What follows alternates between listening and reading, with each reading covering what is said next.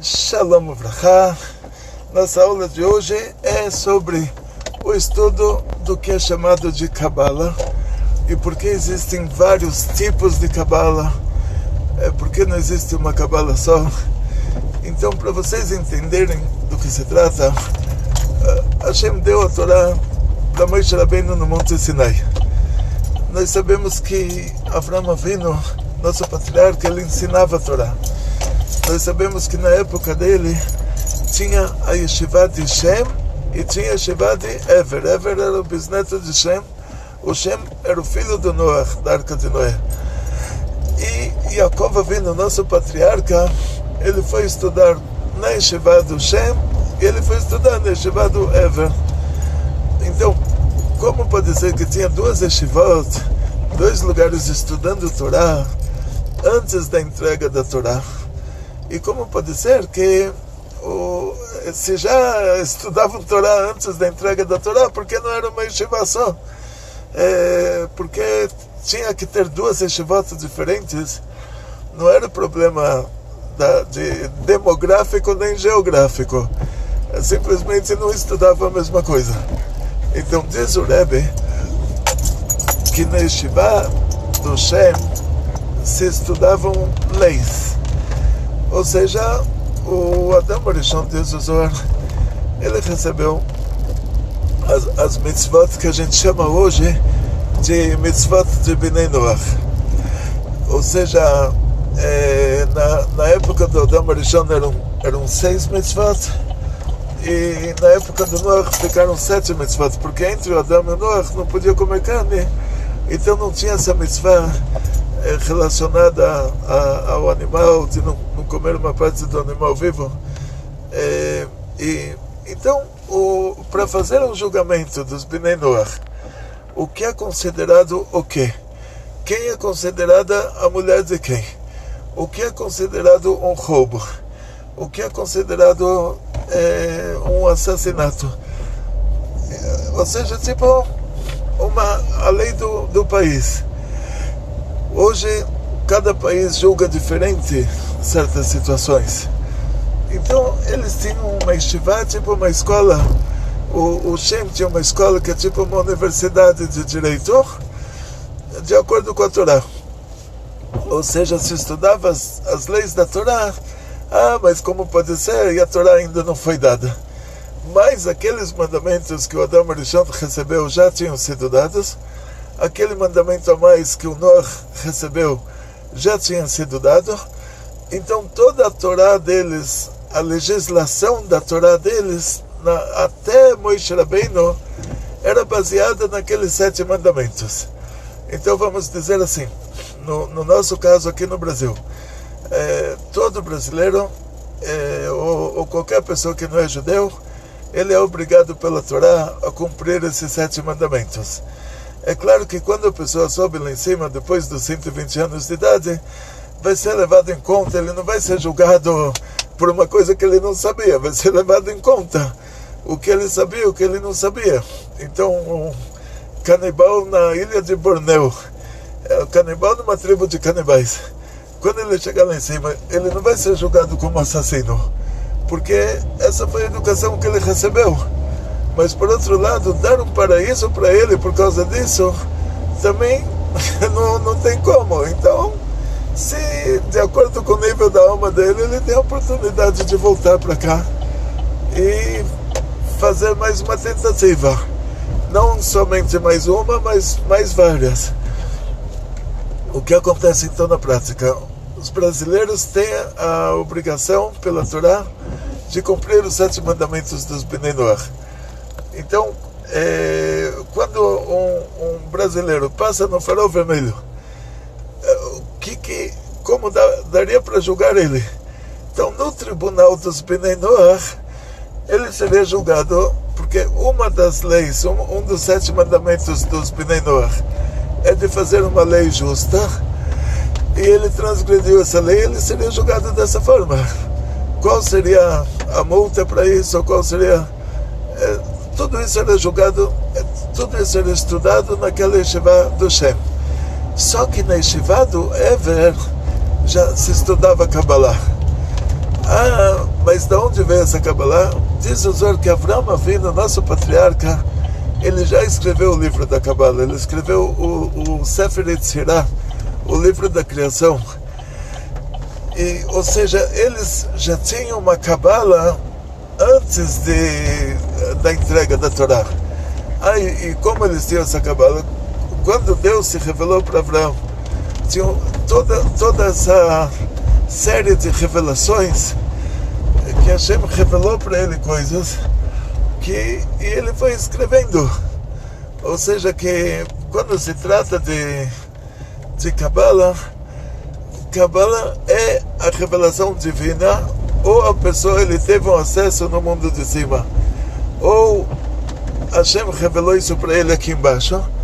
Então, no caso de Moshe Rabbeinu, ele subiu no Monte Sinai 40 dias e 40 noites, ele teve acesso ao mundo espiritual lá, ele não comeu, não bebeu, quer dizer, ele não estava no mundo material. Agora, no caso de Avraham Avinu, Hashem revelou para ele várias coisas. E Avraham Avinu escreveu o que Hashem revelou para ele, o Sefer Yetzirah. Então, todas essas revelações que tinham na época do Adão Arishon, que tinham na época do Noah, que tinham na época do Avraham Avinu, quer dizer, tudo isso é o lado oculto da Torá, que já era ensinado antes da Torá ser dada. Depois que foi entregue a Torá para Moshe Rabbeinu, a Torá foi entregue em todos os seus aspectos. Hashem falava uma palavra para Moshe, Moshe escrevia. E muitas coisas eram indicações para assuntos cabalísticos, sendo que essa Torá escrita, ela é a base da nossa Torá, tudo tem que estar nela. A gente não pode ensinar uma coisa que ela não tem uma base na Torá. Ensinar essa coisa como sendo Torá. Eu digo, não quer dizer que você não pode fazer um curso de qualquer outra coisa. Quer dizer, assim, quando você fala, olha, existe um baixo paraíso, existe um alto paraíso, o Zohar vai te ensinar isso, mas o Zohar, ele tem a base dele na profecia de Moshe Rabbeinu. Como ele tirou isso, tem uma história do Rabbi Akiva, está escrito Zé Sefer Toldot Adam. Esse é o livro da descendência do homem, sobre o nosso primeiro homem, primeira mulher, o Adão e a Eva.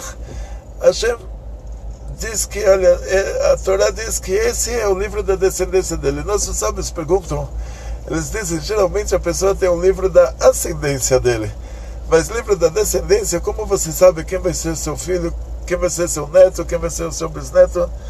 Então dizem nossos sábios que a intenção lá é que Hashem mostrou para o Adão Arishon, cada geração, quem vão ser os sábios da geração e quem vão ser os patrocinadores dessa geração, para divulgação, para, tipo assim, Dor Vedoshav, Dor Parnasav. Então você encontra duas categorias. Uma categoria que é o sábio, que ele ensina a Torá, e a outra categoria que a gente vai chamar isso de Gabai, tipo, a pessoa que ele vai se ocupar, ele vai manter a instituição, ele vai se ocupar com assuntos de Tzedakah. O Adão Arishon, ele já viu, até Mashiach chegar, ele já viu cada geração quem vai ser o sábio principal, quem vai ser o Baal Tzedakah principal. E para vocês terem uma ideia, cada um dos líderes da geração, tipo assim, cada maior rabino da geração, cada maior sábio da geração, Hashem mostrou para ele cada geração e quem vão ser os sábios da geração, quem vão ser o baletes da cada geração. E quando Hashem mostrou para Moshe Rabbeinu cada geração, e mostrou o Rabbi Akiva, e mostrou para Moshe Rabbeinu uma aula do Rabbi Akiva, Moshe Rabbeinu falou, olha, eu não estou entendendo nada do que ele está falando. Você tem alguém assim? Tinha que colocar ele aqui e eu lá. E no final da aula, o Rabbi Akiva falou, tudo isso foi dado para Moshe no Monte Sinai. Moshe Rabbeinu falou para Hashem, olha, eu não recebi nada disso aqui. O que era? Que Hashem deu no Monte Sinai para Moshe para ele fazer os tagim.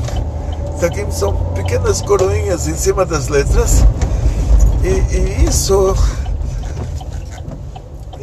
é aqui no trânsito. Hoje ainda está chovendo aqui na nossa cidade, graças a Deus, e as pessoas a pé têm prioridade, que eles podem se molhar, a gente não está se molhando. Então, voltando para o nosso assunto, o Hashem falou para Moshe colocar os tagim. Tagim são pequenas coroinhas em cima das letras. Tem letras que tem uma coroinha só, tem letras que tem 3, mas Hashem não especificou para Moshe Rabbeinu o que era isso. E o Rabi Akiva decifrou esses tagim. Ou seja, o que o Rabi Shimon Bar Yochai fez, o que o básico, a Kabbalah clássica fez. A Kabbalah clássica, ela é uma Mishnah da Kabbalah.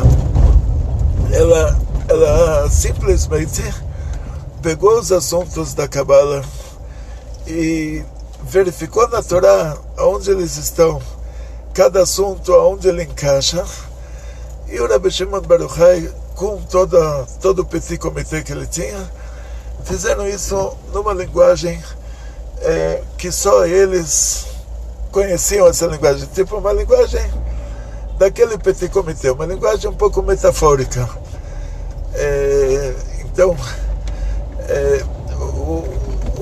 um dos motivos é que o Rabi Shimon Bar Yochai viveu na época dos romanos, e naquela época os romanos já estavam pegando a nossa Torá escrita para fazer dela a idolatria deles. E se eles tivessem acesso à Kabbalah também, aí seria um problema mais sério. Então o Rabi Shimon Bar Yochai, ele fez o Sefer HaZohar clássico da Kabbalah numa linguagem um pouco difícil, em aramaico, mas com expressões metafóricas, que se você traduz ao pé da letra, você sabe uma coisa certa, que não é aquilo. É linguagem de, não sei como se fala,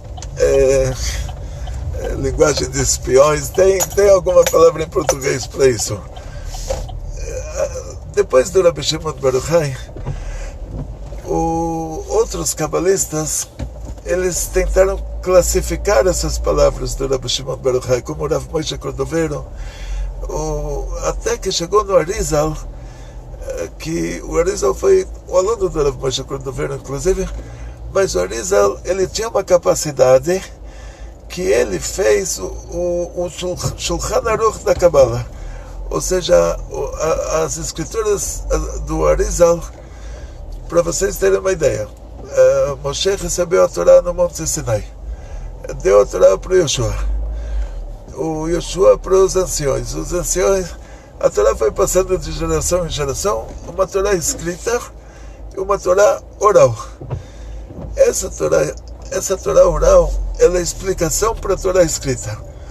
O Zohar entra nessa categoria de Torá oral. Então, o Pshat da Torá oral, vamos dizer assim, o aspecto simples dela, ele foi escrito por Rabi Yehuda Nassi como Mishnah, até a época do Rabi Yehuda Nassi, que era a época dos romanos. Até aquela época, a Torá escrita e a Torá oral, o que era escrito era escrito, o que era oral é oral. Então Hashem disse para Moshe colocar um sinal na sua mão e um sinal entre os olhos. Moshe pergunta para Hashem o que é esse sinal, e Hashem explica para ele que é um tefilim, e como fazer o tefilim, o que tem que estar escrito dentro do tefilim, que o entre os olhos não é no meio dos olhos, mas é no lugar onde cresce o cabelo, que está acima dos olhos, mas nesse lugar, somente no lugar entre os olhos, mas não no lugar específico, tem que estar na cabeça. Ou seja, entre os olhos já não é a cabeça. Então tem o tefilim da cabeça e o tefilim do braço. Se você coloca ele no meio, entre uma sobrancelha e outra, já não é mais a cabeça, já é o rosto. Então tem que ser no lugar onde o cabelo está crescendo. Começa a crescer quando você tinha os seus... quando você era jovem, não depois dos 60 anos. Então, na prática, Hashem dava para Moshe Rabbeinu um mandamento. Moshe Rabbeinu perguntava para Hashem o que é isso, Hashem explicava para ele e passava oralmente de geração para geração como se faz esse mandamento, como se cumpre esse mandamento, até que chegamos na época dos romanos, que o Rabi Yehuda Nassi, ele viu que o nosso povo vai se espalhar, não vão ter sábios para explicar tudo isso, então ele escreveu a Mishnah. Só que a Mishnah também tem que ser muito sábio para entender. Depois disso, então, surgiu a Gemara. A própria Gemara também, os assuntos estão espalhados, porque a Gemara não traz as palavras de acordo com uma... não está separado em categorias, está separado... É assim, quem falou... por exemplo, se um sábio ele falou sobre assuntos de Shabbat, assuntos de Kashrut, você vai encontrar isso na Gemara. A Gemara vai falar que tal sábio falou tal assunto e já vai colocar lá as outras coisas que ele falou também. Até que chegou o Rambam, ele fez uma ordem, fez um livro chamado Mishneh Torah, e ele colocou todas essas palavras da Gemara, separou por categorias. Só que o livro é comprido, porque ele colocou muitas leis, ele colocou lá tudo. Todas as leis relacionadas ao Bet HaMikdash, ao Templo Sagrado de Jerusalém, aos Korbanot, absolutamente tudo. Só que hoje, depois da destruição do Bet HaMikdash, nós não temos a necessidade de estudar todas as leis de pureza e impureza, todas as leis relacionadas ao Bet HaMikdash, todas as leis relacionadas aos Korbanot. Então veio Rabbeinu Yosef Karo, em Tzfat, um contemporâneo do Arizal, e ele fez o Shulchan Aruch. Ele escreveu só as leis que a gente precisa de verdade, agora, na situação que a gente se encontra, e ele colocou em categorias bem definidas e facilitou para nós que agora a pessoa quer estudar alguma coisa, ele vai para o Shulchan Aruch, ele pega aquela alahá, ele já tem um índice, ou seja, ele já procura leis de Kashrut, já encontra no Shulchan Aruch todas as leis de Kashrut num lugar só, numa linguagem clara, numa linguagem explícita. O Arizal fez isso com a Kabbalah. Os Ketvei Arizal, as escrituras do Arizal, eles são o Shulchan Aruch da Kabbalah. Ou seja, se você vai estudar no Zohar, os 90% você não vai entender. Mas se você estudar o Zohar e depois você estudar o Arizal, você vai falar, olha, o que o Arizal está dizendo aqui era aquilo que o Zohar falou de outra maneira. Ou seja, o Arizal, ele já te coloca tudo categorizado. O que as escrituras do Arizal são o Shulchan Aruch da Kabbalah. Por isso que quando dizem Kabbalah Luriana ou Kabbalah, a intenção é essa, quer dizer, em que etapa da Kabbalah você está? Você está numa etapa que você tem certeza que você não está entendendo nada, ou você está estudando um livro que você sabe que o que está escrito lá é o que está escrito lá. Quer dizer, não tem que interpretar isso de outra maneira. E por isso que essa Kabbalah, que eles chamam de Kabbalah Luriana, nas traduções, essa é o Shulchan Aruch da Kabbalah. Essa é a diretriz do estudo da Kabbalah. Ou seja, na hora que você chegou a isso, se você está estudando as escrituras do Arizal, você sabe que você está estudando a Kabbalah certa. Chegou uma época que também isso não deu certo. Quer dizer, graças a Deus, assim, cada geração é mais fraca. Chegou uma hora que também estudar 20 livros de Ketvei Arizal, ninguém mais é capaz de fazer isso. Aí o Baal Shem Tov, ele falou, deu um exemplo.